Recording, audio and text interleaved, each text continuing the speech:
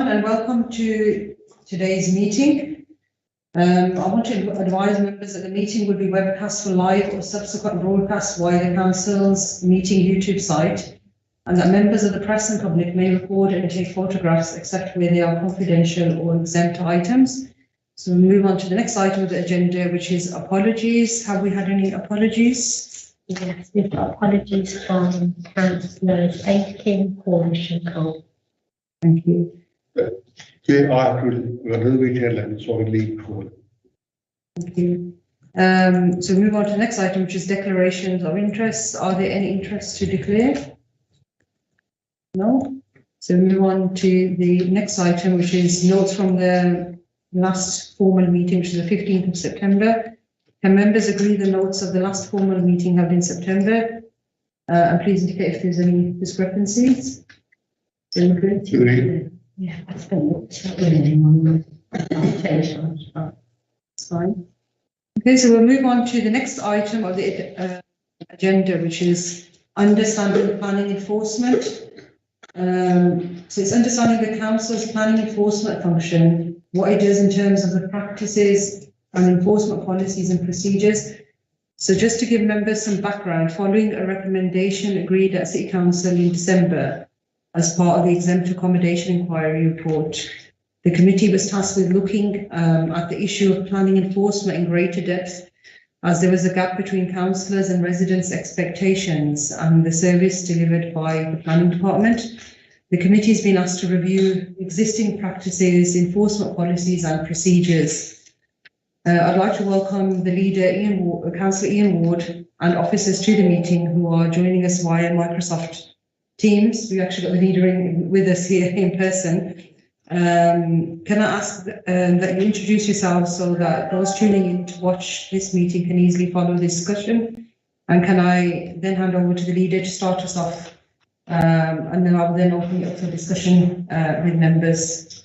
Thanks very much, Chair. And I do welcome the opportunity for us to come here today to this Overview and Scrutiny Committee and talk about planning enforcement.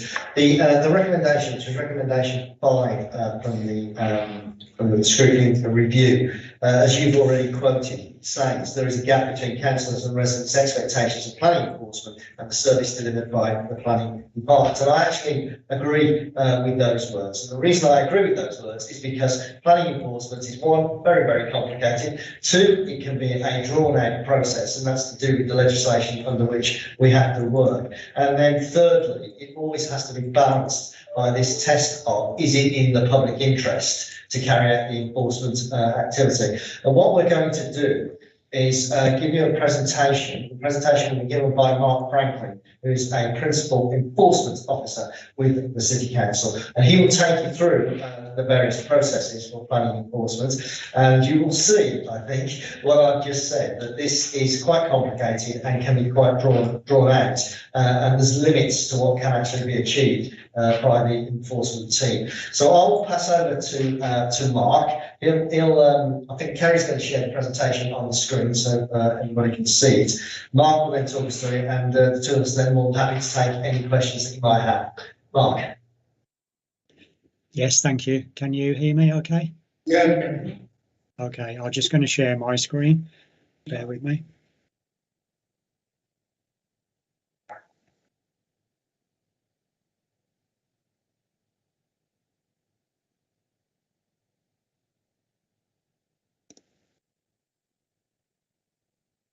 Okay, can you all see that slide?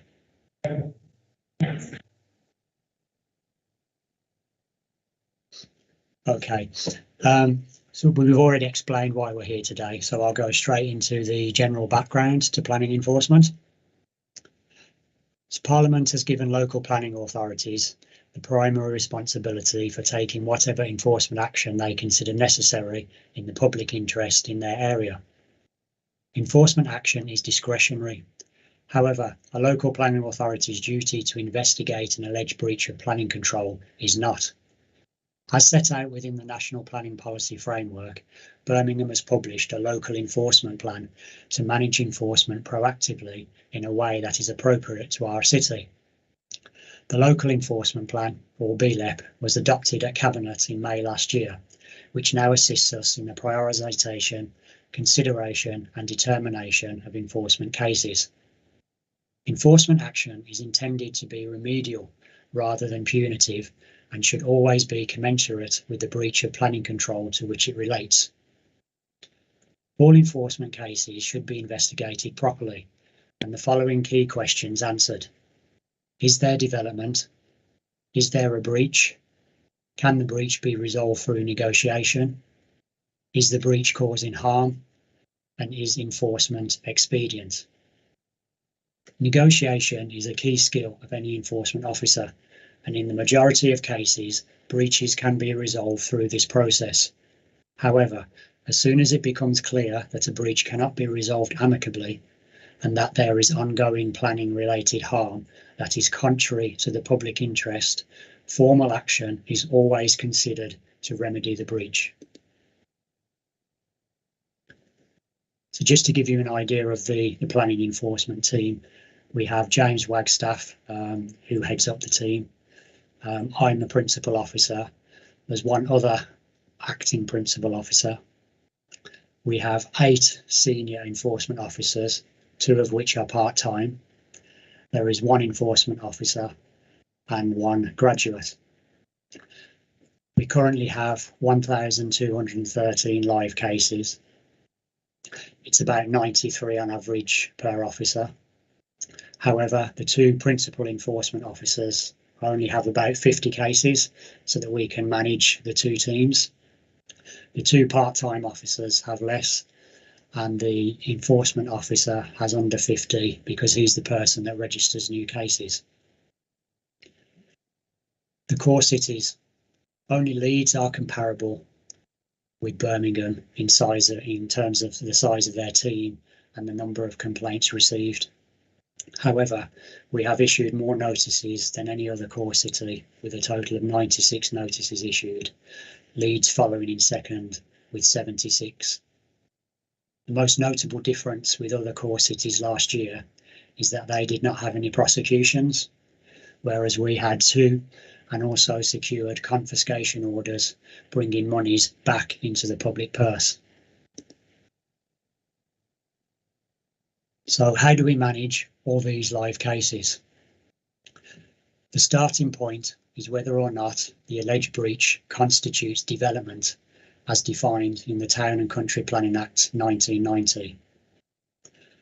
What development isn't is internal works and works that do not materially affect the external appearance of a building and where no material change of use has occurred. The word material is important because it has a great impact on making decisions to proceed with enforcement action or not. And I will address expediency in a moment. Material for planning purposes is derived from early case law and can be referred to as a considerable, solid, big change when considering a use. The new activity must be substantially different from that which it preceded. So once we have determined development, we must ask, is it permitted development or deemed consent in the case of an advert? The General Permitted Development Order has the effect of granting planning permission for classes of development described in Schedule 2 of the order. The most common part is development within a curtilage of a dwelling house. So, for example, extensions, lofts, driveways can be built without the need for planning permission. This is known as permitted development. The second most used part in that order is Part 3, changes of use. So when one building changes the use to another. Our complaint form has been designed to take this into account and directs people appropriately. So, for example, when a person is making a complaint about development, the complaint form will direct them to different parts of the General Permitted Development Order so they can see in the first instance whether the development, perhaps next door to them, doesn't actually require planning permission. If it does require planning permission, an assessment is made as to whether or not planning permission would be forthcoming. So we look at things like scale, mass, the effect on the property, effect on living conditions, effect on neighbouring property, effect on the street scene. We might look at the intensity of a use, the hours, deliveries, highway safety. So all those things are taken into consideration. And if we think it's acceptable, then we invite the person to make a planning application to regularise it. If it's not acceptable, then we ask ourselves, is it expedient to pursue? Expediency. Section 172 of the Town and Country Planning Act sets out that a local planning authority can issue an enforcement notice where A, there has been a breach of planning control, and this is most important, it is expedient to issue the notice having regard to the provisions of the development plan and to any other material considerations. Expediency applies equally to decisions not to take enforcement action or to under-enforce. So, for example, a building has been reduced in size so that it would meet permitted development criteria. So how do we decide whether something is expedient? There is an expediency test to go through. Whether the breach is in accordance with the policies of the local plan. So does any part of the development accord with our policy? The breach against any other material planning consideration. So the property could be in a conservation area, or there could be surrounding similar development that we should take into account. Whether had a planning application been submitted before the development occurred, permission would likely to have been granted. So section 73 of the Act allows a homeowner to apply retrospectively for planning permission. And that is something that we have to allow because the legislation tells us to. Moving on with the expediency test, whether the breach unacceptably affects public amenity. So is the quality and the character of the area affected? Whether the breach unacceptably affects any existing land, use or buildings which merit protection in the public interest. So here we're talking about our heritage assets. Whether action would be proportionate with the breach to which it relates. So how severe is the breach with regards to our enforcement powers? And finally, whether action would be in the public interest. This is something that is considered when deciding to prosecute a person in court, but also at this early stage when, for example, it is a minor breach or something that cannot be seen from the public realm. Deciding against taking action is probably the most difficult part for the general public and councillors to understand and accept, and is the cause for most complaint, along with the time taken to progress an enforcement case.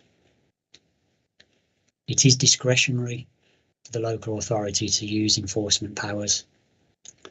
We have a duty to investigate the complaint, but not a duty to take action if there is a breach. And any action we do decide to take must be commensurate with the breach. We must be sure that we can defend our stance at appeal, or we may be at risk of a costs award against us. So, for example, the amount of work that a person can carry out under permitted development often or not means that the scale, mass and form is lost already by that development. So an additional development on top of what's already there under PD, whilst it looks terrible, the scale and form has already been lost under PD, and therefore it may not be expedient to pursue the matter. We also have to evidence the planning harm rather than someone just not liking the development. We have to actually be able to demonstrate it in evidence should we go to appeal, because that's what the inspector will be looking for. So what is harm? It has to be significant in order for a breach to be expedient to take formal action over. Significant harm that results from a breach in planning control could concern residential amenity such as noise and disturbance, loss of light, loss of privacy or visual impact. It could also be harm to highway safety, such as increased traffic and parking problems. Here we have the number of cases closed last year in 2021. Now this data could surprise people, and it may help demonstrate that the enforcement function is performing well. You can see the number of cases closed in 2021 by category. So at the top we have 394 cases out of a total of 1,910 were closed as not expedient. But importantly, more than double, we negotiated a solution. So 830 cases, we actually negotiated a solution with the owner to resolve the breach to the satisfaction of the local authority. Over 300 cases that we investigated were permitted development, and over 160 planning permission was obtained. So out of the 1,910 cases closed, 20% were closed as not as expedient. So whilst a breach had occurred, it was not deemed significantly harmful to issue an enforcement notice. You can also see 100 cases, almost 100 cases, where the breach ceased. This includes matters where perhaps our initial letter that we send out before we do a site visit is enough to cause the owner to stop the breach. You can also see over 100 cases are not planning issues. So perhaps they've been for other departments such as housing or highways. Perhaps they've been boundary disputes, or they've been about antisocial behaviour, or they've been about a building not being built safely.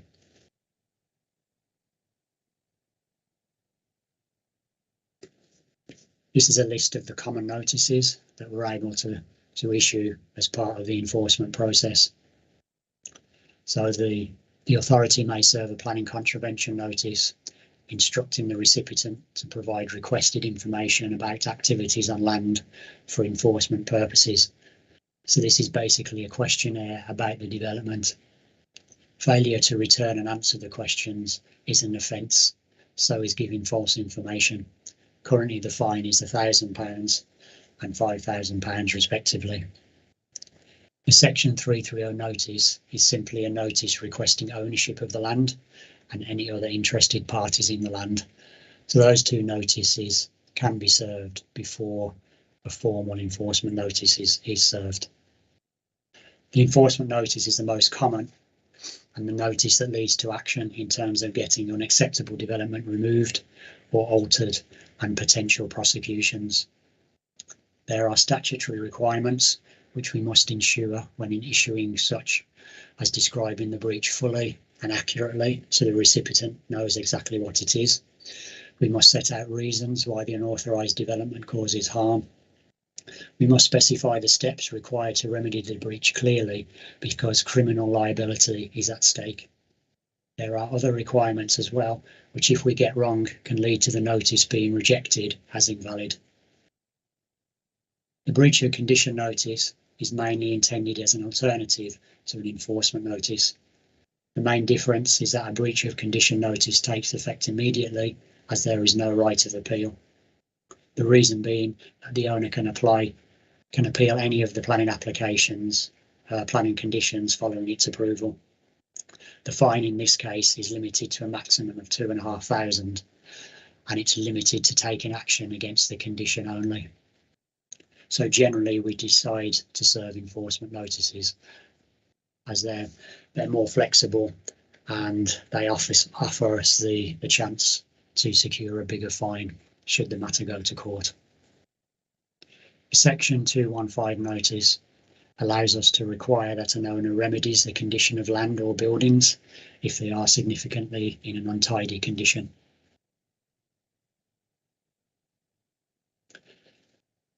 This is the number of notices we issued last year, 2021, a total of 96. We did a quick comparison with our colleagues in the core cities. Leeds came in second with 76 notices issued last year. Then Sheffield, who issued 48 notices. Liverpool issued 33. Bristol issued 22 and Nottingham issued 6. Unfortunately, we didn't get a response from Manchester, Newcastle or Cardiff.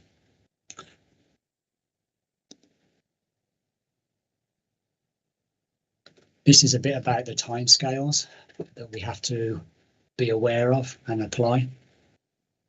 So section 171 of the Act sets out the time frame for taking enforcement action. So we have 4 years in the case of building works to issue an enforcement notice if the works are unacceptable, and we have 10 years in the case of a change of use. The Birmingham Local Enforcement Plan, the BLEP, which I mentioned earlier, sets out our time frame for registering and visiting sites. It's split into priorities, so we have priority 1 cases, priority 2 and priority 3 cases. Priority 1 cases are listed buildings and protected trees. We aim to register those in 1 day and visit the next day. Most of our cases are priority 3, so extensions is the main cause. We aim to register those and allocate to an officer within 3 days, and we aim to visit within 30 days, although in most cases we visit sooner than that. Following the site visit, we then aim to make an assessment and contact the complainant within another 30 days, and then we aim to either resolve the case or take legal action within 10 weeks. There's a time frame for notices that we have to be aware of, so such as allowing a minimum of 28 days to appeal an enforcement notice, or allowing 21 days for completion and return of a planning contravention notice. Then there's a time frame for when a matter goes to appeal. At the moment, this is taking 6 months or longer. That's out of our control, as that's dealt with by the Planning Inspectorate down in Bristol. The reason it's taking so long is because they have a backlog of cases. And then, of course, if a matter goes to court, we're in the hands of the courts, and cases that go to court can take an enormous amount of time to complete due to the courts being busy, various adjournments, and the complexity of the case.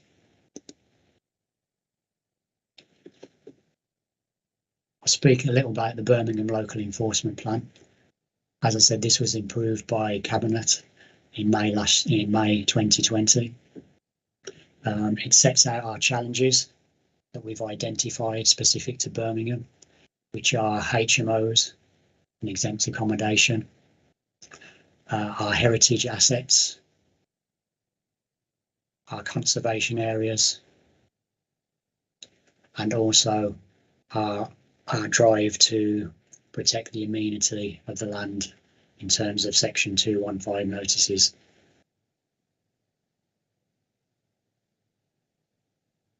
The complaint form, which is attached to the Birmingham Local Enforcement Plan, has been designed to cover all types of breaches, taking the complainant to the relevant sections of information about what is permitted and what is not, and listing what we can and cannot deal with. The idea being that we get in one go the full picture to enable a decision to be made as to register a case or not. So the local enforcement plan is attached to the complaint form, and the complainants must acknowledge that they've read or looked at the plan before submitting their complaint.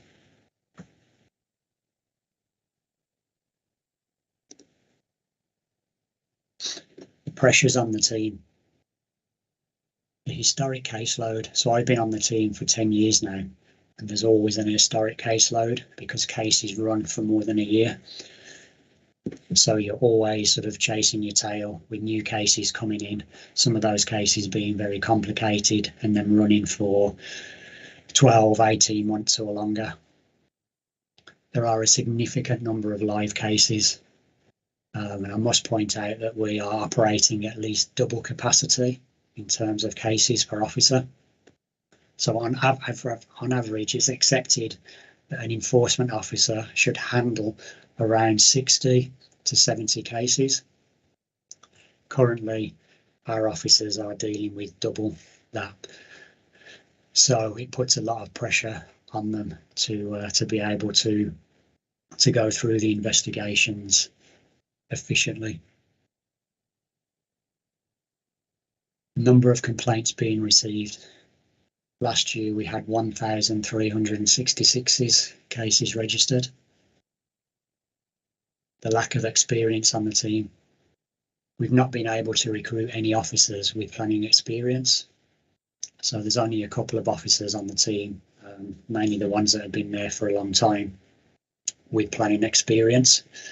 So that's another pressure that we're under to get those officers up to speed, which with the length of the legislation and all the intricacies of the legislation, it takes a long, long time.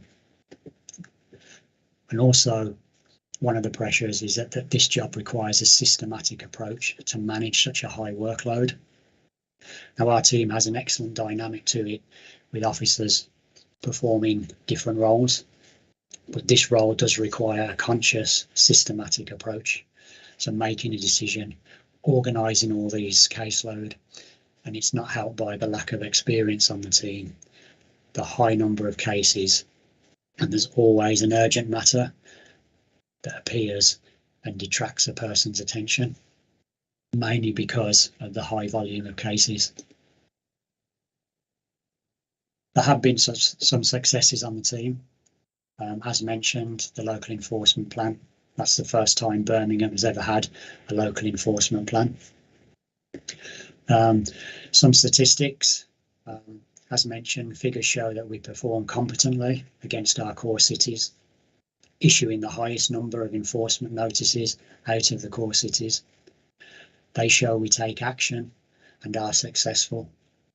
We're the only core city to undertake prosecutions last year, and we brought back almost 80,000 through confiscation orders backed into the public purse. The management of the team, the north and south, dividing the city into north and south and having a principal officer to manage each section is a success. Customer service complaints.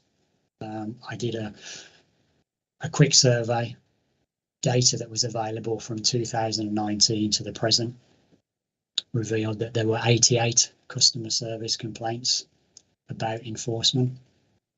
6 of those were justified, 4 about communication, 1 about service quality, and 1 about procedure. So just to put that into context, the number of cases that we received from 2019 to present means that there's approximately 9,380 interactions.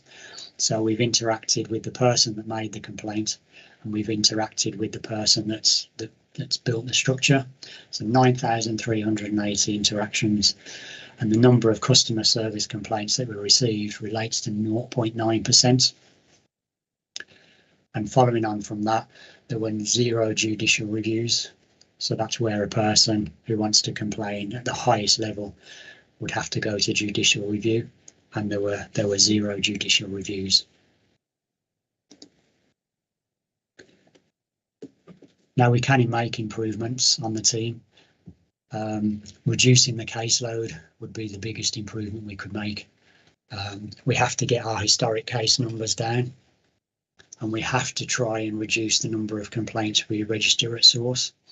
And that's one of the reasons why we've adopted the customer complaint form in the format that it is, so that we can weed out the complaints that are not planning related or that are not anything that we're able to assist with.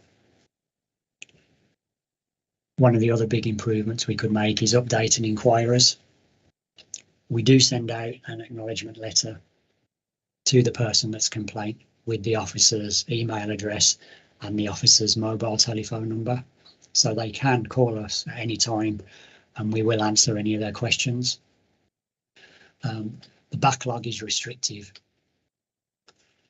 and holds us back in updating inquiries just because we've got so many people to update. But we can provide a first-class service, and this is demonstrated when an urgent matter is brought to our attention. So something like a listed building or a tree is being chopped down that's protected. we are able to provide a same day response to emails and update and visit the next day. So we can do that in really, really urgent matters. The future, at the moment, there's a white paper where government are consulting on a new vision for England's planning system. SEA supported exempt accommodation. We're committed to assisting the pilot project with exempt accommodation where we can, and where we can take action under planning, we will do. There's a field worker programme that's in full force at the moment, which is simply about new technology for those that work out in the field, perhaps handheld devices that link into all our systems at work to make this site visit more expedient and more efficient and effective. And then, of course, we have the new ways of working in light of the pandemic and working from home. It's possibly that may change and make a difference to how we work. So that's the end of my presentation. I hope that was useful. Thank you, Mark. Thank you for that, Mark. Before I open up to other members for questions, I've got a couple of questions myself. So the first one is, so of the total number of properties investigated last year, how many were classed as exempt accommodation? And the second question is, how many cases have reached the prosecution stage and what have been the outcomes?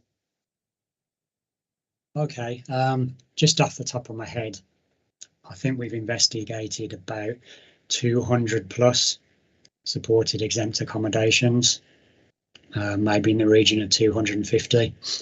The figures are available with the pilot project if we need exact figures, but it's around the 200, 250 mark. And then with prosecutions, what did you ask? How many prosecutions we'd undertaken? How many cases have reached the prosecution stage and what have been the outcomes? Okay. Well, last year there was 2 prosecutions undertaken. I have currently got 1 matter going through the courts, and so I've been doing it for 10 years and we are always successful when we take a matter to court. And the reason why we're always successful is because that we've done the due diligence in the investigation and that we've made sure that the matter's expedient to pursue. We've made sure that the enforcement notice is correct, that our reasons for taking action are sound and secure, and that it meets the public interest test when it comes to taking a matter for court. Mark, it's Ian Ward. One of the issues coordinating ONX when this reporting to exempt accommodation was taken forward is a feeling that the City Council is conservative with a small c when it comes to the expediency test, i.e. We don't take much risk. We always err on the side of we're definitely going to win before we'll pass that test and take something to court. So do we have any comparison with other core cities as to whether we are being too conservative on that test?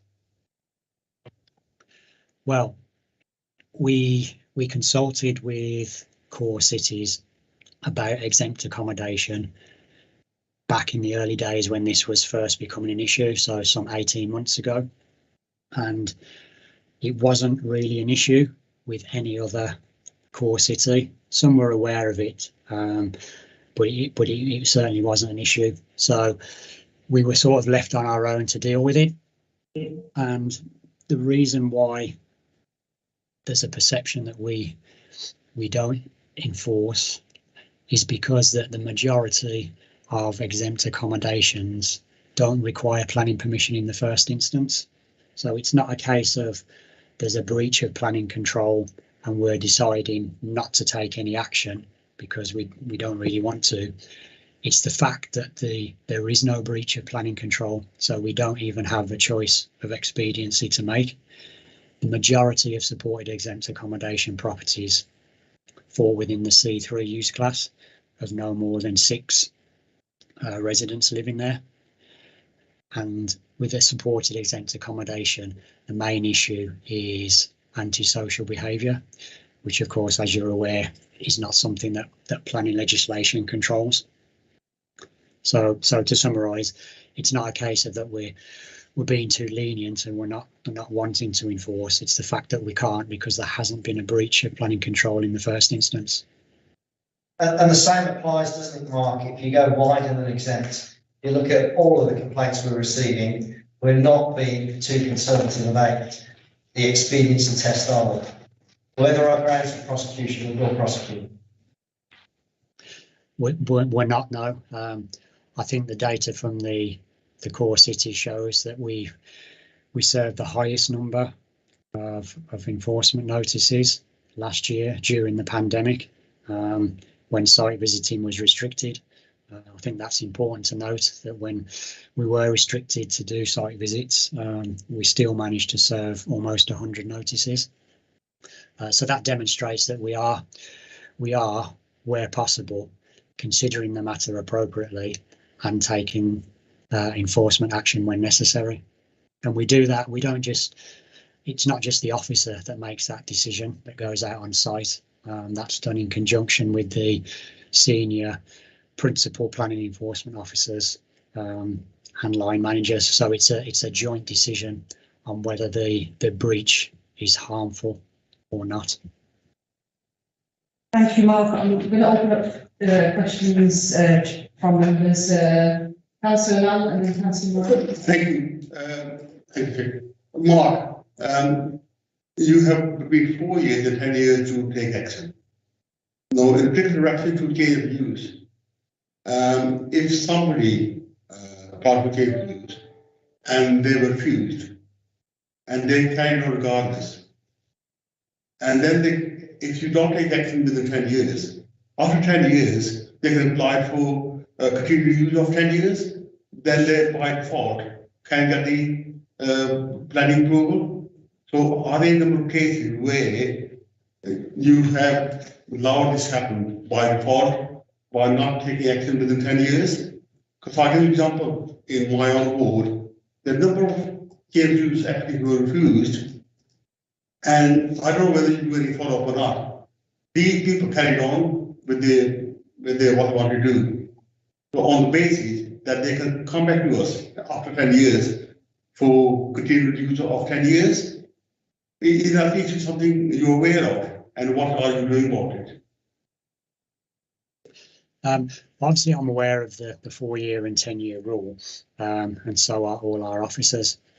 I'm not aware of any cases where we've allowed a breach to go over the 4 or 10-year time frame because we haven't done anything. We would always make a decision. Again, it just keeps coming back down to expediency and how harmful is the breach.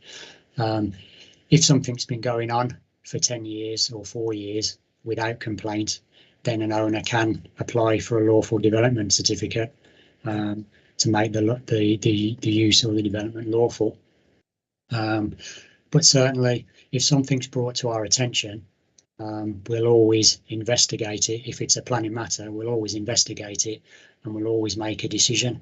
We're aware of the timescale. So, for example, if you notify us of a breach, and upon investigating it, it becomes apparent that it's been there for nearly 10 years, that would have an impact on expediency, because there is an argument.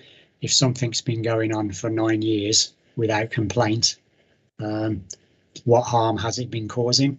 So whilst we still be entitled to serve a notice because it hasn't hit the 10-year rule, there is an argument about expediency in that case. But on the flip side, we're also aware that if something's just been brought to our attention, it is approaching the time scale. We have acted. There have been a couple of cases where we've acted quickly and issued a notice.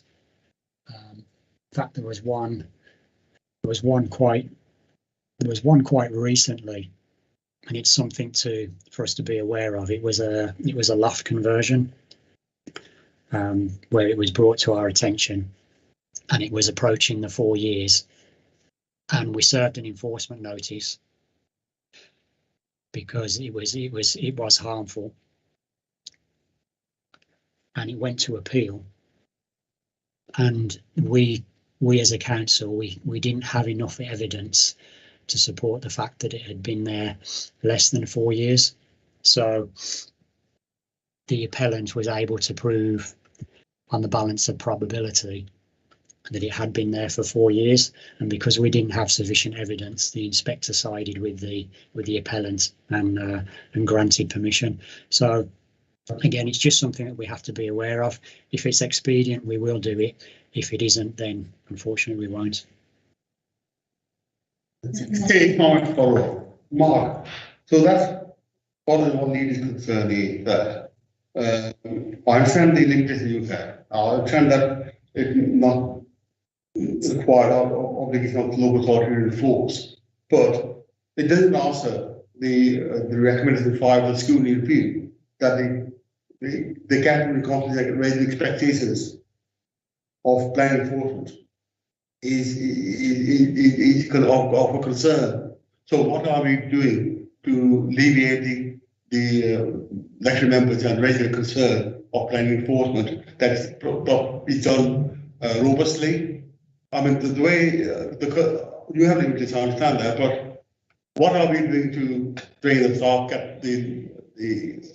get ourselves to that strength in order to respond? But at the same time, natural justice demands that the people who are aggrieved by any breaches, that they are given the presumption in their favor. The way we are doing at the moment, presumption in the favor of somebody who breaks the rules, we see not natural justice. Yeah, but if I could just have a go at answering that first and foremost. I think the reason for that, Shannon, is the way the legislation works. So as Mark has been explaining, we have to go through this expediency test, and that last example he gave is, I think, a good example of why there is this gap between understanding and what has to happen. So as Mark was explaining, even on that 10-year rule, if the use has been going on for less than 10 years, there's been no complaints, they have to go through the expediency test. So these are complicated things. I think it's very difficult to get this across to the public. One of the things we're doing with members is why I welcome coming here today, is that we can explain all of these things to members. Members of the planning committee twice a year get a report on the number of complaints. They get the complaints broken down by ward, and they get, as you've seen in the slide deck today, they get the category for why the case was closed. And an awful lot of these cases every year involve permitted development. And of course, for the public, you see somebody building something, most members of the public never have any knowledge of permitted development, and they'll raise a complaint because they think, well, where was the planning application? I didn't see notice of a planning application. But of course, it's permitted development. And you know, the government over the last 10 years really have been continually relaxing the rules around permitted development. So you're now allowed permitted to do more and more under that permitted development regime than you were previously. And again, as Mark was explaining, even if there is a breach, they still have to factor in, well, what would have been permitted? And often what would have been permitted takes away, through the expediency test, the opportunity to actually enforce. I think that's correct, isn't it, Mark? I'm saying anything wrong there, please do step in. No, it is. And we also have to be mindful that the governments say that we have to negotiate and we have to mediate. Taking enforcement action is the last resort. So I do understand why it appears that we can side with the developer, which we're not, but we have to mediate. So if something is built that doesn't meet the planning criteria, we have to try and resolve that without serving notice, and that may be just getting them to do a little bit of remedial works, and they still end up with almost what they intended. And so if you're the next door neighbour, you think they've got away with it. So there is that perception. I do understand that, but it is primary that we are told to negotiate and to mediate in the first instance. Thank you, Mark. Councillor Moran. Thank you, Chair, and thank you, Mark, for the presentation. It was very informative, even for me as a former member of the Planning Committee. I'm going to come at this from a completely different angle in terms of the local enforcement plan. I noticed on the slide with residential, you talked about noise and disturbance, and I didn't see much about commercial, so I want to try and clear this up because it was a real bugbear for me when I was on planning committees that there's not much, or from my experience, there doesn't appear to be many safeguards for commercial premises when we have residential developments built right next to them. And in particular, this affects in the city centre when it comes to the nighttime economy. We can look at examples from the Gay Village, in Broad Street, with the West Side, and most recently, of course, in Dinkler with the new developments. Now, I need to be very careful. We have the leader of the council here, and I know the mayor will want me to say this. I am not against developments in Birmingham city centre. I just want to make sure they're done very proportionately and that we don't ruin our nighttime economy. And one of the famous cases that from my time on planning committee was the Cleary Bar in Dinkler, where they built a massive residential block right next door to the pub. And I argued the toss and I said, look, if the side right opposite the pub was just commercial or office space, nobody would oppose this. It got rejected the first time, and then the developers appealed it, and it came back to planning committee. And the officer, and you know, he's doing his job, but he basically just said to us all, look, if we vote against this and this goes to court, we will lose, and the council will incur costs. And as a result, it had to go through. Now, I think that's probably an issue with our Birmingham development plan. I think there needs to be more safeguards in place for stuff like that. But talking about enforcement, let's say hypothetically, if the Clery's Bar wanted to do, say, a permitted development, or they wanted to extend their premises in whatever way for, say, the nighttime economy, it comes back to under the local enforcement plan, the noise and disturbance. Would you say, in your experience, that venue would not be able to extend its premises because under the enforcement plan, they have got residential right next door to them? And if it is the case, then I strongly suggest that we do need to look at our development plan because these are serious concerns. Correct. I'll let Mark go first. I'll comment on that afterwards. Yeah, I think I probably can't really answer it because I've not experienced it before, and it would have to be a matter of fact and degree. Every case that we investigate is done on the basis of fact and degree. So we would have to, hypothetically speaking, if a new case came in tomorrow, it would have to be a case of visiting the site, seeing exactly what's been done, seeing what the use is, seeing how close it is to the neighbouring property, see what kind of impact it has on the neighbouring property, and then making that assessment accordingly. So it's difficult to give a straight yes or no answer. So in the example you've cited, if the residential owner was to extend the property without planning consent, noise would be an issue because unless there was noise coming out of that residential extension, that would be an issue for enforcement. But the very fact that it would be an extension without planning permission would be something that they would take through the expediency test. Ironically, if the bar built an outdoor area that needed planning consent and that was a noisy area, that could be the subject of enforcement due to noise. Yeah. But there have been there was a change a number of years ago in the legislation that now permits the council through the development plan to actually put requirements on residential developers, and you'll see there's a lot of residential development currently going on in the Gay Village, and there are conditions now attached to planning applications about triple glazing, sealed windows, so you can't open the windows, so protected from noise, and there are other measures that can be put in place. What we've also done specifically with the Gay Village is we've had a discussion with the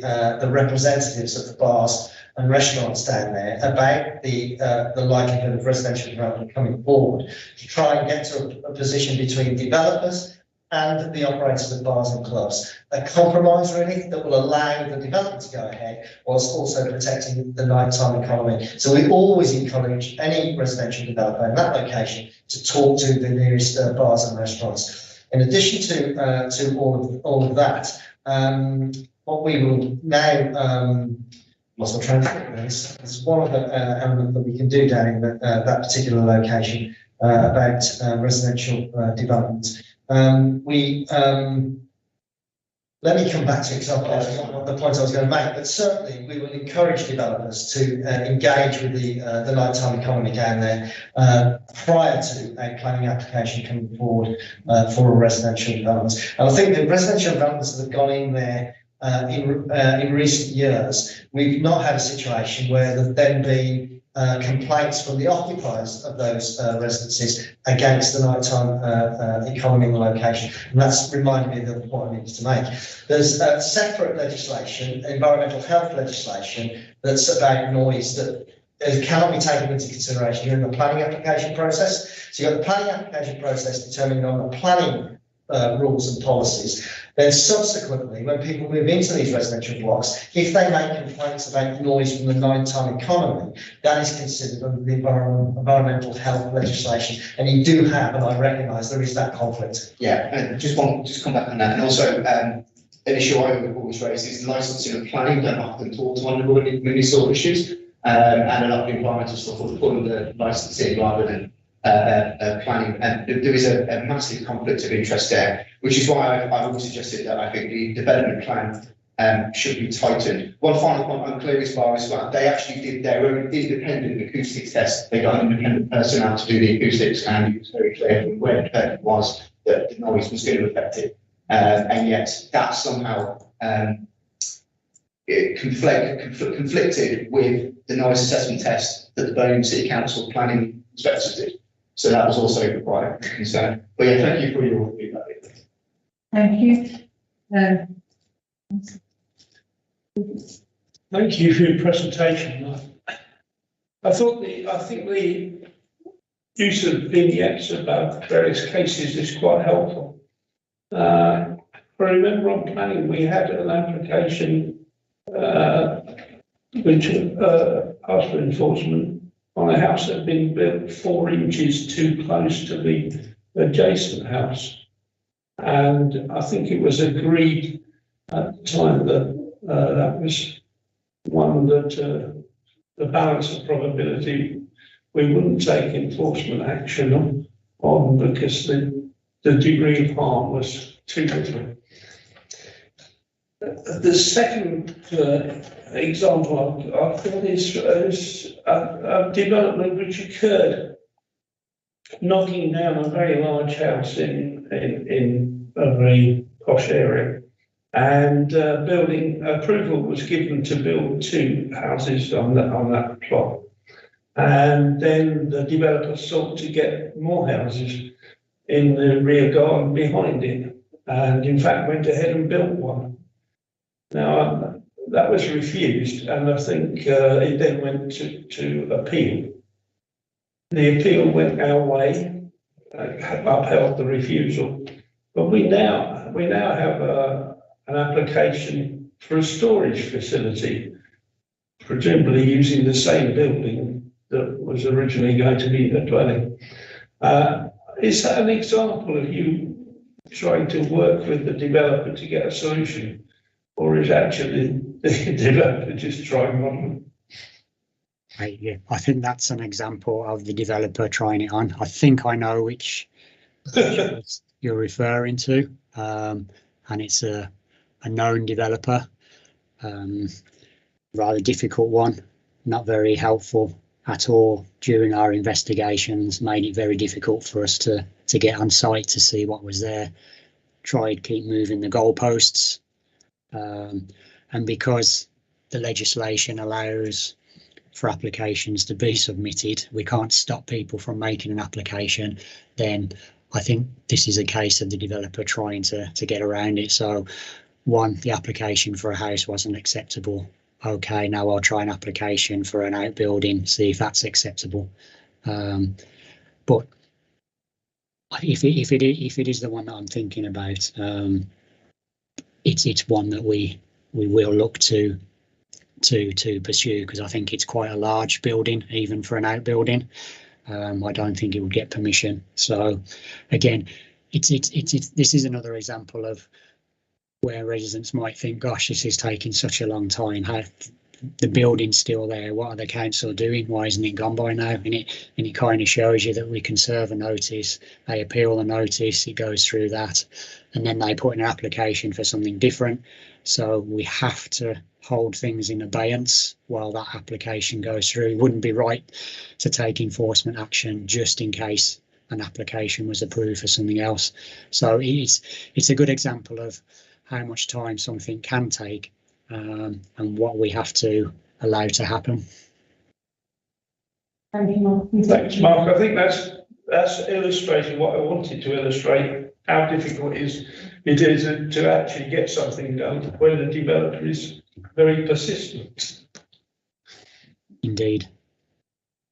Mark, and just a final question from myself, which is, aside from prosecution, are there any alternatives in terms of enforcement work that the team does, and that can be communicated more widely so that both councillors and the public are aware, as well as landlords of these properties, that might act as a deterrent?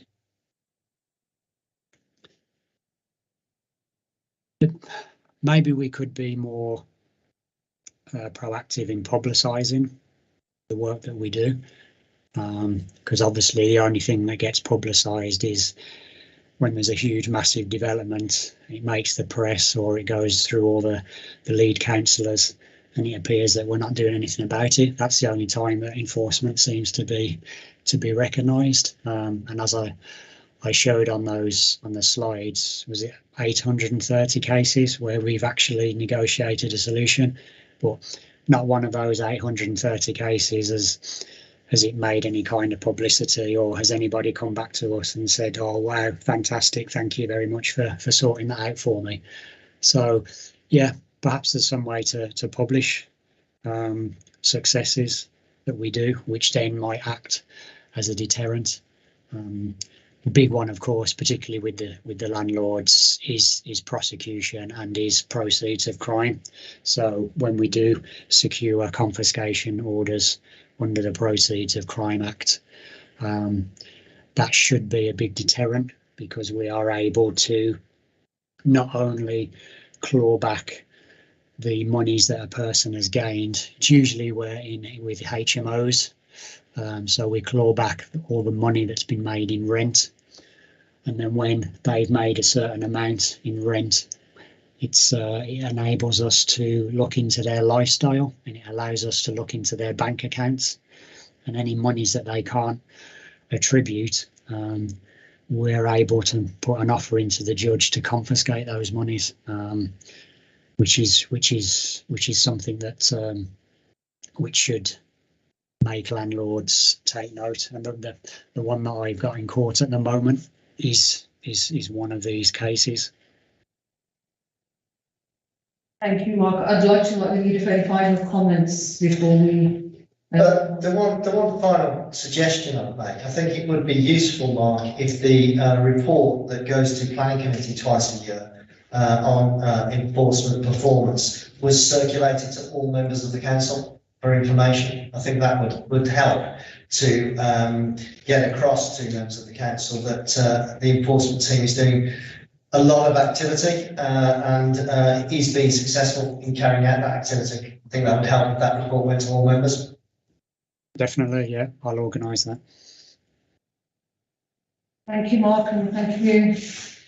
Oh, just before we finish, can I just raise one other issue? I know it's not a matter, strictly speaking, for this O&S committee, but I do want to make you aware of this. And it's in connection with recommendation 6, was on the exempt accommodation report, and it was about this perception that London boroughs in particular are moving people out of London into exempt accommodation in Birmingham and elsewhere, and the recommendation asked me to raise this as a national issue, which we have done, because myself, the leaders of all core cities, the leaders of the other 6 West Midlands authorities, and the leaders of the local authorities who were involved in the government's exempt accommodation pilot have all signed a letter to government calling for regulation in the area of exempt accommodation. I know that somewhat of an oxymoron, because exempt accommodation is exempt from regulation, but we have written to the government quite forcibly to say that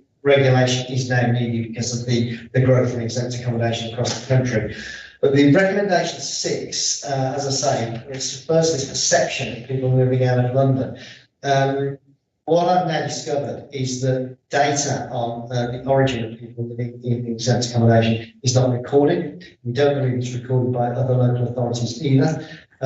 What we have now started doing is asking for this data on visits out to exempt accommodation. So we now have a limited amount of data collected, and what that is showing is that we're not picking up any London boroughs being named as the origin people in exempt accommodation in Birmingham. Bear in mind, we've only asked this question a limited number of people. What we are discovering is it's mainly other Midlands authorities they come from. But there is an issue that even knowing where they come from, it is not necessarily a decision of the local authority to make that move. It could also be a decision of the probation service of the origin local authority. So I just want to make that clear because it will be difficult in actual fact for us to respond, I think, back to coordinating on this on recommendation 6 because we don't have data. Thank you. So we'll move on to the next item of our agenda, which is the East Birmingham Inclusive Growth Strategy. So I'd like to welcome Mark Gamble, East Birmingham Development Manager, who last gave an update to the committee on the implementation of the strategy in September. Thank you for joining us today, Mark. Thank you, Chair. Mark's included a report that's been circulated with the papers, and I believe you also have a presentation for us. That's correct. Over to you, Mark. Okay, thank you. Firstly, Chair, just to apologise in advance, like many households, we've been struck with COVID this week, so if I have to mute to cough, I hope you'll bear with me. I'm not playing for sympathy. If there are unexpected silences, then that's what that is. If it's okay, I'll proceed and share some slides, if that's all right. Yeah, that's fine. So sorry to hear that, Mark. Hope you and your family feel better soon. Thank you, Chair. Let me just share the right screen. Okay, you should be able to see that shortly. Yes, thank you. Okay, fine. So this presentation is to update the committee with respect to our progress on the East Birmingham Inclusive Growth Agenda following the most recent report in September 2021. So that will include an update on how we're progressing from the strategy making phase into delivery. The slides do cover the same material as the report, although not in exactly the same order. I've also appended to my report an update report to the East Birmingham Board from February, which contains a lot of extra detail, which you may wish to review. So firstly, just to briefly recap the background to the East Birmingham agenda. East Birmingham is one of the most deprived areas of Birmingham, and in turn one of the most deprived areas in the country. It's not unique in this respect. There are other very deprived parts of the city. What is specific to East Birmingham, though, is the combination of the deprivation, the location and the opportunities that affords, and also the context lying next to North Solihull, which is a similarly deprived area. I think the best brief summary of what we mean by deprivation, or one of the particular aspects of deprivation, is that statistic at the bottom left there, that people born in Heartlands Ward can expect to live on average 10 years less than somebody born in Sutton Four Oaks. And I think that illustrates really what the point of the exercise is when we're talking about addressing deprivation and specifically health inequality. I mentioned the particular context of East Birmingham and the opportunities that are going to be available to it over coming years. Principally, the opportunities arise from the High Speed 2 programme. So at Birmingham Curzon and at High Speed 2 interchange near the NEC, there will be the new High Speed 2 stations. Associated with each of those stations will be an enormous amount of growth and development. At Curzon, nearby Digbeth in the River Ray Valley and Smithfield, over the next few years, there will be tens of thousands of new jobs and a vast amount of money coming into the economy. Similarly, at Arden Cross, the area around the NEC, as covered by the recently launched master plan, there will be further tens of thousands of jobs and new opportunities. So in simple terms, the East Birmingham Inclusive Growth Agenda is about ensuring that the benefit of all that growth is actually connected with the community, and the people in deprived communities in East Birmingham benefit from those jobs, the opportunities, the money that's spent in the process of delivering all this development. I've highlighted some additional growth nodes and points of interest in East Birmingham on the slide. You'll be aware of Birmingham Wheels at the heart of the Bawdsley Area Action Plan. Washwood Heath Depot, where High Speed 2 will maintain their rolling stock, and there is development land associated with that. Tyseley Energy Park is a site of national importance in the low and zero carbon and climate change agenda. We've had lots of political interest there recently. We had the Chief Medical Officer there on Friday. I think Michael Gove was due to visit yesterday. We had Keir Starmer there recently. Tyseley Energy Park is one of the most significant opportunities in East Birmingham on the national stage, connected with climate change and the greening of the economy, if you like. I've singled out Meadway as an example of the local centres in East Birmingham, which have the opportunity for significant improvement over coming years. In the case of the Meadway, we have a cleared site, and we can therefore create a modern local centre with affordable housing that responds to the post-COVID, post-internet shopping context. The lines on the map, the orange line shows the route of the proposed Midland Metro extension from Birmingham city centre out to Solihull and the new High Speed 2 station.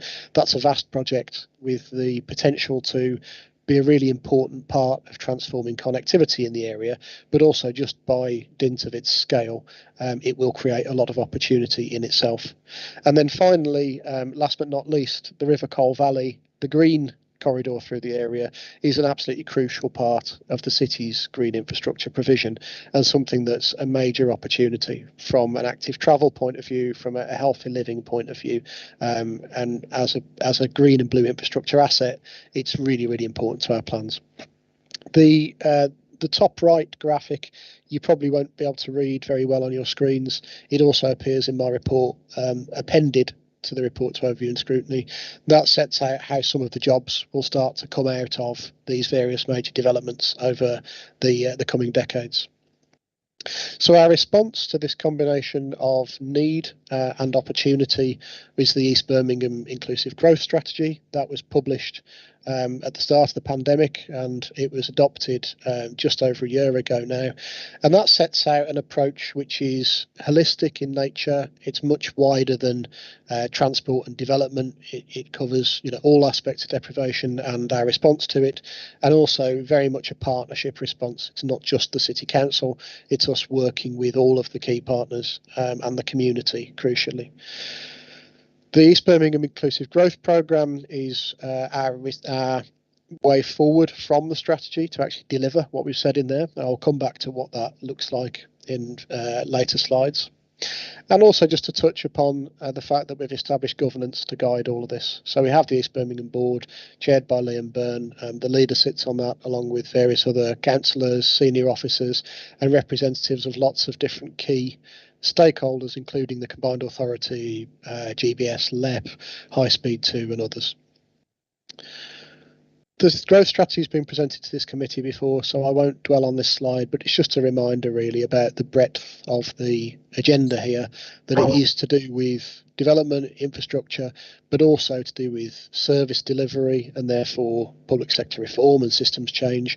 It's to do with the way that we develop businesses, we work with businesses, the business community, and how we expand and re-gear the economy. And it's to do with our green spaces and our transport links, and linking all of that work together to get the maximum value out of everything we do in the area and everything our partners are doing as well. So the progress updates for today, which are in broadly the same order as in my report, are the following 5 things. So firstly, just to briefly recap on the business case that was approved by Cabinet last year and what that has set in motion in terms of the programme.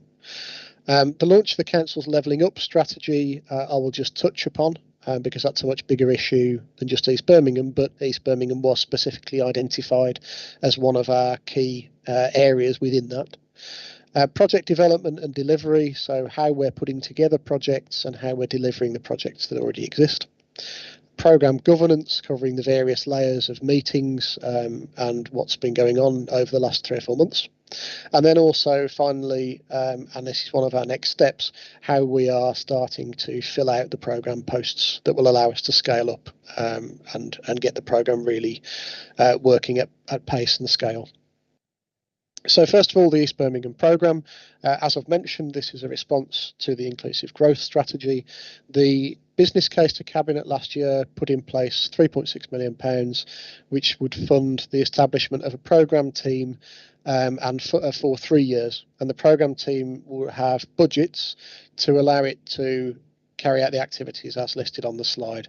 So it's about putting together, well, working with partners, identifying opportunities and priorities, putting together business cases and funding bids that respond to those opportunities and priorities. Commissioning, in some cases, but not all, actually directly commissioning the delivery of these projects that we've put together, working with the community and stakeholders to maximise the value of all the work that we do and ensure that the community has the biggest role possible and is empowered in every sense that they can be. But also, crucially, looking at how we can expand the programme going forward. So £3.6 million is a very significant commitment and it allows us to do a great deal. But the context of the challenge is 250,000 people in some of the worst deprivation anywhere in the country. So addressing that and delivering transformational change against that challenge is going to cost a great deal of money and require a lot of activity over many years. So it's as well as working on a local level, getting projects mobilised, addressing our priorities, we're also working on the strategic picture, things like the levelling up strategy, engaging with investors, aligning ourselves with funding streams so that we can take that initial council investment and pull in a great deal of extra funding and investment from wherever it's available. Excuse me. So to pick up on the levelling up strategy, the levelling up strategy itself flags up East Birmingham as a place-based pilot to illustrate our approach to place-based change. Within the document and within the companion document about East Birmingham, it identifies these 4 key areas that are derived from the East Birmingham Inclusive Growth Strategy, but where we wanted to have these on the government's radar as areas where we want to work with them and where there is a big prize to be gained if we can get these things moving in ways that we can't necessarily do without the government's support, or will be more difficult without the government's support. So skills and employment were a huge priority for East Birmingham prior to COVID. It's now obviously even more of a pressing, urgent need. So we flagged up in the document how we want to enhance our careers guidance, develop an adult hub where we'd be working really closely with Job Centre Plus to get people into employment pathways and pipelines. Early intervention and prevention arguably is the whole point of the East Birmingham Inclusive Growth Strategy, because everything we do is intended to improve people's prosperity and excuse me, and particularly in the case of young people, their prospects for life, which in the long term has benefits for us as the local authority, for the government, and obviously also for the people involved. Specifically, though, we highlighted the opportunity to extend the remit and scope of our very successful neighbourhood network schemes in the area, including the early help function. We talked about connectivity. The metro is one of the key issues in East Birmingham, but it's by no means the whole picture. There is a need for a vastly improved integrated transport system covering all modes, in line with what we've set out in the Birmingham Transport Plan. There is the slide refers to the CRSTS, the City Region Sustainable Transport Settlement.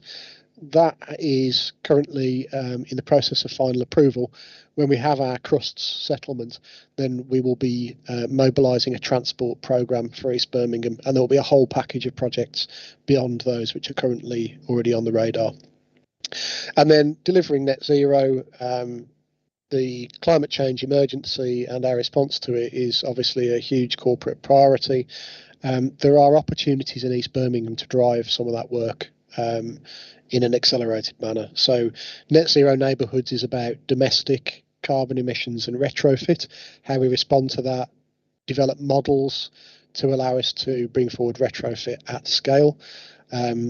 Parts of East Birmingham have the most severe fuel poverty in the country, so it is the place where we should be doing this first. But that offers us the opportunity to create models that we can apply to the rest of the city. Because just from the city council's point of view, we have 60,000 homes that need to be retrofitted. There's also a reference in there about the National Centre for the Decarbonisation of Heat. This is an aspiration for one of the components of the expanded Tyseley Environmental Enterprise District. It's something that we're working on with University of Birmingham and would create a facility of national importance for driving forward this agenda.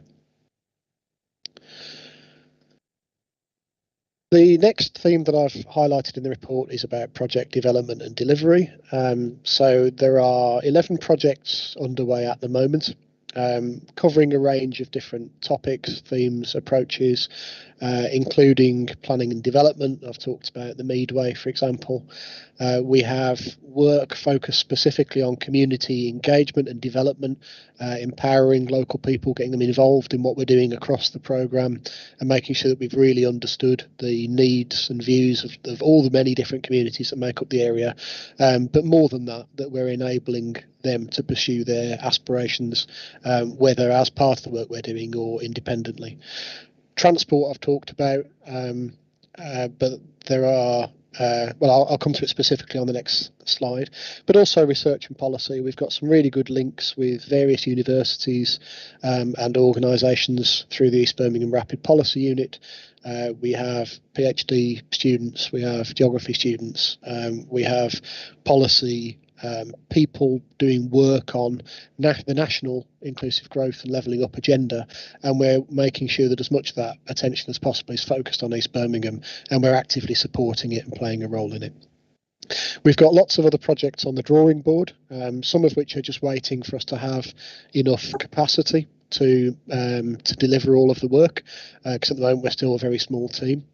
But we're also working across silos and across service areas, particularly with the Route to Zero. You'll be aware that the Route to Zero programme team is also coming together at the moment. So we're creating the links to make sure that we're going to be collaborating very closely with them. The digital inclusion strategy is a key corporate priority that is very important in East Birmingham. And as that work is emerging, we're ensuring that East Birmingham is plugged into it and we're supporting it. And obviously the COVID-19 recovery as our overarching priority. We're doing everything possible to ensure that the work we're doing now is aligned with it, and that going forward that we're doing everything possible to support that agenda. So some specific examples of live projects, which I'll cover fairly briefly. Meadway Local Centre is the site of the former Poolway Shopping Centre. It was cleared some years ago, and part of the site has been developed for affordable housing by Birmingham Municipal Housing Trust. The remaining land we have shown in the Urban Centres framework as providing a new local centre in addition to further BMHT homes. So we're currently looking at how you do that in such a way as to deliver the maximum value. So in light of market conditions and viability, particularly post-COVID, but also our requirements. So one of the potential ingredients for the new Meadway Local Centre would be a public service hub. There's the potential that we might site some city council functions of various different types there, and we're working with a new ways of working programme to establish what the need might be, what the viability might be. But there's also a great deal of interest from the NHS. They've actually secured some funding from the One Public Estate programme to do a quick piece of work, an initial strategic outline case to look at what healthcare provision they could site at the Meadway. So we could be looking at a really good local centre with some retail provision, but also communities, council services, healthcare provision, and other kind of diverse offer. Tyseley Clean Energy Master Plan for Growth. This is the vehicle for our collaboration with the stakeholders at Tyseley Environmental Enterprise District. We're looking to pull together thinking about planning, transport, but also the development of the various aspects of green and low carbon energy, particularly sectors, to create a master plan that combines the kind of spatial thinking, but also with investment, creating an investable roadmap that will take in things like the National Centre for Decarbonised Heat, but also how we can build upon some of the existing work that's happening at Tyseley at the moment, like our hydrogen bus pilot, like the biomass generator, and the recently opened energy centre, and continue to accelerate that and grow it over the coming years. The East Birmingham North Solihull Transport Study is our collaboration with Transport for West Midlands and Solihull, looking at how we can configure transport in the East Birmingham North Solihull context in advance and in a complementary way to the planned Midland Metro project. That's looking at it's reviewed the context, it's reviewed the existing activity, and in light of the funding settlement that I referred to previously, it will help us to design our transport programme and to make sure that that is linked in with the wider transport picture and the activities of Transport for West Midlands. The Dolphin Centre Youth Hub is a project I'm really proud of. I think it really typifies what the East Birmingham Inclusive Growth Programme is all about. It is actually an offshoot of a previously approved project, the Ward End Lakeside Renewal Project, which was agreed a year ago. That project included a certain amount of approved funding from various sources, European, High Speed 2, and an element of City Council, to improve the Dolphin Centre. So it's a council-owned building. It's operated by Norton Hall. They are providing a range of services there at the moment, particularly to local women, to do with employment support, English language, IT, and just general community and kind of mental health support. The Ward End Lakeside Renewal Project contained sufficient scope to improve the building, but there were various elements that were not funded that there was an aspiration to deliver. We've put in a bid followed up by a full business case to GBS Local Enterprise Partnership for some additional funding to expand the scope of the work and to fully realise the potential of the Dolphin Centre. So that includes a social enterprise cafe at the ground floor, and you can see the picture bottom right of the slide actually, which illustrates this. Vastly improved disabled access to the building, but also crucially provision in the building so that a job centre plus youth employability coach can come and work in the building 2 days a week to work with the existing clients and people who visit the Dolphin Centre to help to provide them with access into various employment pathways. So there are several different levels of work here. We're working closely with the local community, with Norton Hall as our kind of intermediate organisation who can help to deliver the benefit. We're using a city-owned building, but we're also linking with various different large institutions to access the jobs pipeline that will be delivered through the youth employability coach, who is being brought in by Job Centre Plus. So it's a great collaboration, and one of the outputs will be up to 150 people, young people, into work each year coming out of this intervention. So that will be on the ground, subject to cabinet approval later this month. That will be on the ground and happening over the next 12 months. Green Infrastructure Master Plan is looking at all of East Birmingham's green assets, particularly the Coal Valley. It's linked with the City of Nature work coming out of our Future City Plan, and also building on progress that's been made in the past through Future Parks Accelerator. One moment. Excuse me. And what that will do is to bring together all of that thinking, create very quickly an action plan for green infrastructure and blue infrastructure in East Birmingham. But it will also be a vehicle for us to work with key stakeholders like the National Trust, for example, the Wildlife Trust, Environment Agency, and others, and to develop a funding strategy for how we're going to deliver all of these significant package of projects to green infrastructure as quickly as possible, and to maximise the benefit for all of that work in inclusive growth terms. I've mentioned the housing delivery pipeline study. I think in passing, this is a collaboration with Homes England, looking at how we can accelerate the delivery of housing in the area. They've funded some work there, which will give us a short list of sites. And we're hoping that that will be the start of an ongoing relationship with Homes England, and potentially could lead to us accessing Homes England funding to start to de-risk sites, potentially do acquisitions, and to really kickstart the development agenda in the area. Last but not least is Use It. This project is focused on the kind of work I've talked about as part of the Dolphin Centre. So it's about linking local people with the benefits of the big investments and opportunities with the anchor institutions in the area. There are various strands to the Use It project. It includes things like community economic development planning, about empowering local communities to look at how their local economy works, to become involved in that. It involves community researchers, so people from the local community looking at issues in their area, creating research and data for us to use, but also getting paid for it and getting a qualification from Birmingham City University in the process. But Use It is also producing something called a springboard plan, which will help to inform the whole programme's approach going forward.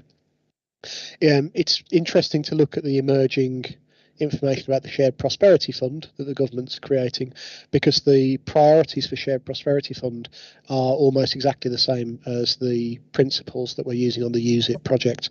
So it will also help us to create that pipeline of funding bids and projects for Shared Prosperity Fund. So in addition to those projects, I wanted to highlight some collaborative working. I've already covered the Homes England work at the top of the slide. We're also putting in a second stage bid to the government under the Partnerships for People and Place programme. Our bid is for an intervention to address youth unemployment. This will involve working with schools and creating pathways with key employers and a really clear route from school through training into those opportunities. What's really good about this piece of work, though, is it is not just a project to create that opportunity. It's also the government has offered to use the learning from this project and the others within the programme to address some of the barriers and constraints that affect our ability to deliver employment and skills work. So there's also a systems change agenda. In addition to having a really useful specific intervention, we've got really strong buy-in from the Combined Authority, from the LEP, we've got people like City Ready involved. It's a really interesting piece of work, and it has the potential to help to deliver on some of the things we set out in the Breaking Down the Barriers report, and that can potentially be scaled up to the rest of the city. The River Cole at Tyseley, there's a project. The bid was led by University of Birmingham, but we've supported it alongside the Active Wellbeing Society, the Environment Agency, and others. We've secured £1.2 million in total to do some work to the River Cole Valley. That will involve improvements to ecology and landscape. There will be improved flood resilience in the corridor, and some new green spaces for community use. And what I think is quite exciting about this is that alongside all of those really desperately needed improvements to this area of green space, there will be a community learning platform work stream within the project, which will be which will be bringing in the local community, getting them involved, actually delivering some of the work, but also hopefully feeling a really strong sense of ownership and ongoing stewardship for these areas of land after the project has finished. Finally, the East Birmingham Locality Forum. The NHS is in the process of evolving at the moment towards an integrated care system structure. One of the specific implications of that for East Birmingham is that there is to be a locality forum created for each area of roughly 250,000 people. So East Birmingham is going to be the first of those for Birmingham and Solihull, and it will be the model for the others. The locality forum is being designed by the ICS and the East Birmingham board in partnership. The East Birmingham programme team and Rapid Policy Unit will be guiding that work. We will be involved. We will be part of the forum. And that forum going forward will help to integrate in work in the healthcare sphere with the wider inclusive growth activity. It gives us an opportunity to be working really closely together in a way that hasn't been as easy before. I've talked about the Meadway and the opportunity there for us to work with the NHS and the neighbourhood networks expansion as part of the levelling up strategy. So this forum provides us with a really good tool for doing some of that working, and to be ensuring that going forward that we are working holistically and we are working in partnership. Coming towards the end of my slides now. I wanted to touch upon programme governance as well. There have been 2 meetings of the East Birmingham board since my last update. The report covers the agendas for those board meetings. And there have also been 2 meetings of the Ward Members Forum, which is open to all of the ward members, all 26 ward members that are affected by the East Birmingham programme. Those meetings have happened in October and January. We've had some really good discussions there. The Rapid Policy Unit I've mentioned meets every 2 weeks. We've been using that to guide the programme work going forward, to help inform the project development pipeline, but also to keep us in touch with policy, research, the activities of other partners in the space. And then we've also been working to establish the programme structures. So we now have an internal programme monitoring and reporting process, that reports to the East Birmingham Delivery Board, which is an officer group, and that group is there to ensure that projects are being delivered in a robust manner, that we're able to respond to risks and opportunities effectively. That then reports upwards in turn through the Inclusive Growth Portfolio Board to the Corporate Programme Management Office, and then from there up to CLT. So the lines of communication and information for the programme are now up and running. We are in the process of recruiting the programme posts. So this diagram hopefully clarifies where the programme sits in the overall structure and also which posts we are recruiting to. In total, we're recruiting to 7 new posts in this round of recruitment. We're starting with the head of East Birmingham Development, and that job should be, well, it's been on priority movers already and will be advertised externally anytime now. That may be on today. And then quickly following on from that will be the other posts at the lower grades, which will give us the capacity we need to be doing a lot more work simultaneously. While on this slide, I also wanted to highlight the fact that at the moment we have a programme support assistant who's with us on the government's Kickstart programme. She's a young person from East Birmingham.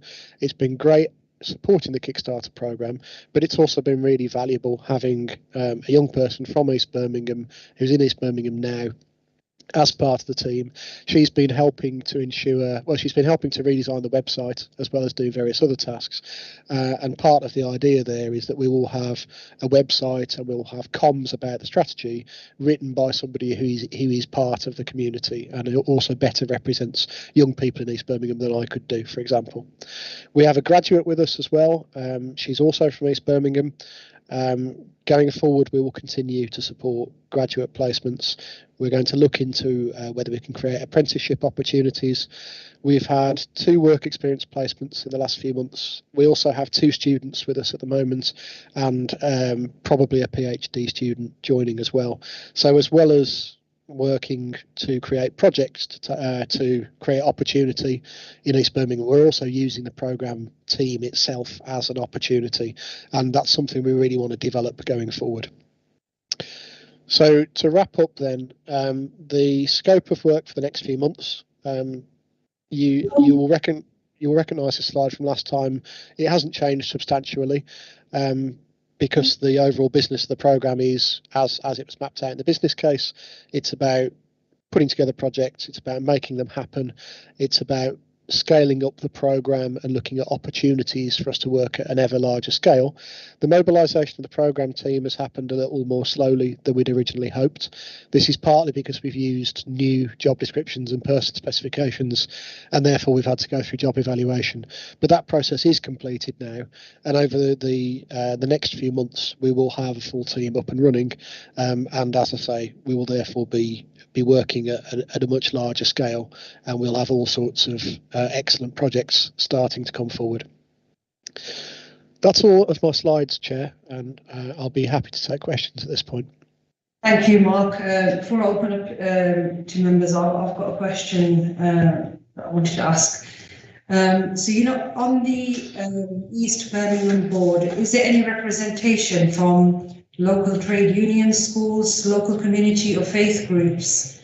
Because these are organisations that are already working on the ground, and they're experts on the needs of people living and working in the East Birmingham area. Yes, Chair. So the East Birmingham board, excuse me, includes a number of ward members who represent the wider ward members forum. We have there's a representative of a trades union who is newly appointed and will be joining future meetings. And the challenge, though, is that the purpose of the top level East Birmingham board is to provide a forum for the key partners and stakeholders to work together. We've tried to make it as representative as we possibly can, but even with the members, senior officers, we have several directors on there, the Combined Authority, the LEP, High Speed 2, we have a representative of the social enterprise sector, we have a representative of higher education, we've got the principal of Southend City College. It's a large group. So the way that we engage with the wider community and stakeholders, and there are many different stakeholder groups, is a key challenge for the programme, and it's not something that we can do just through the East Birmingham board. So the East Birmingham board represents a certain proportion of the groups and stakeholders. The ward members forum is another avenue for us to engage on the ground, and we're always keen for members to flag up for us organisations within their specific area, their community, who we should be talking to. But beneath that, on an ongoing level, we're connected with well over 100 different organisations in the area on all kinds of different, sorry, my 4-year-old's also got COVID and she's just wandered in, so apologise for the noise in the background. We have, for example, we regularly attend meetings of friends of groups for various parks, various neighbourhood forums, like the Stetchford Village Forum, for example. So we are engaged with as many different groups and organisations as we can be. That's something that we're doing at the moment within the limits of our current resources. But once again, as we scale up and as we have more staff involved with the programme, we'll be able to work at an even greater scale. And yes, we are connected with faith groups, various mosques and churches, etc. as well. And we try and channel all of that information in and make sure that it's all, everybody's voice is being heard. Thank you, Mark. Members, Susan?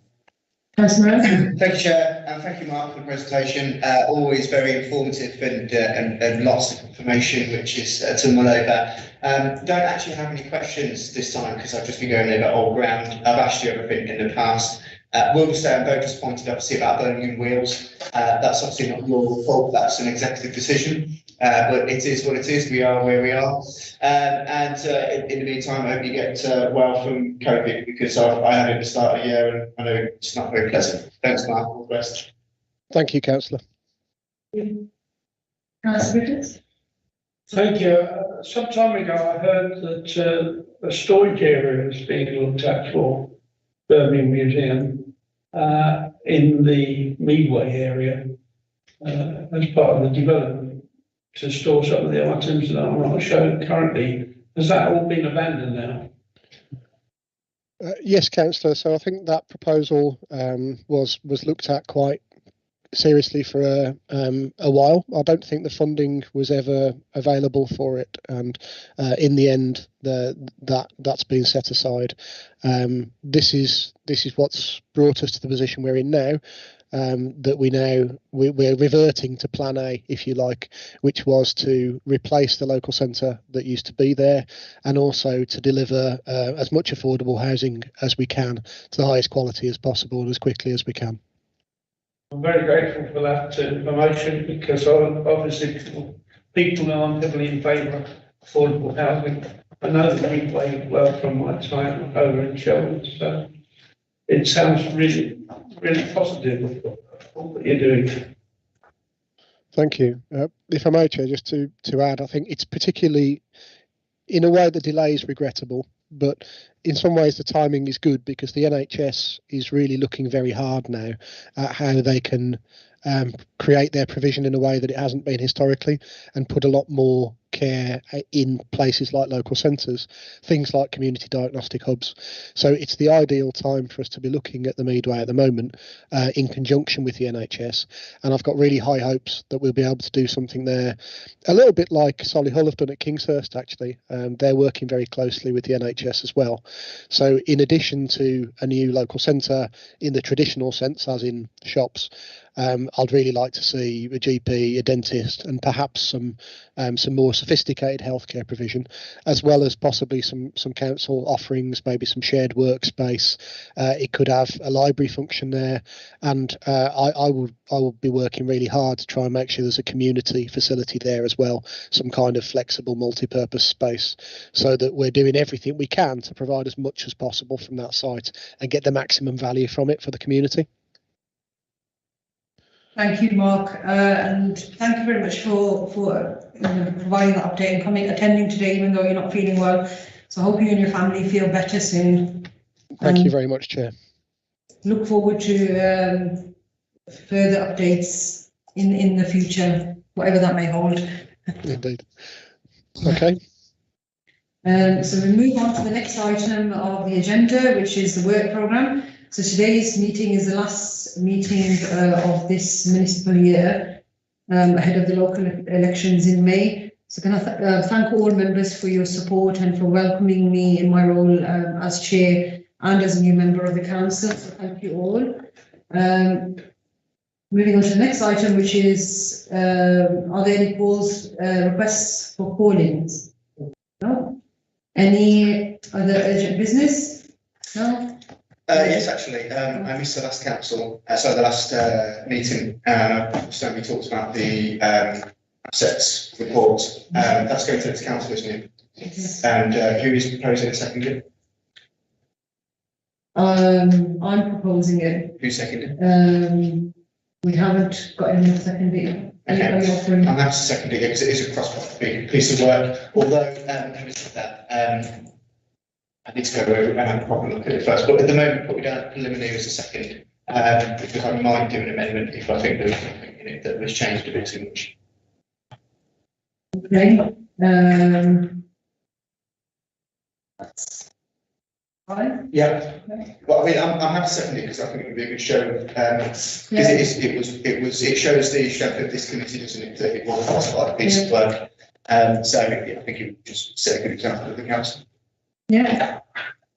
Okay, So do I have the authority to act between meetings? yeah, Thank you, and that concludes the meeting for today. lovely. It makes sense to have cross-party support. It's, well, Luke Watson really, just noted about my deal, but, really good, really important piece of work.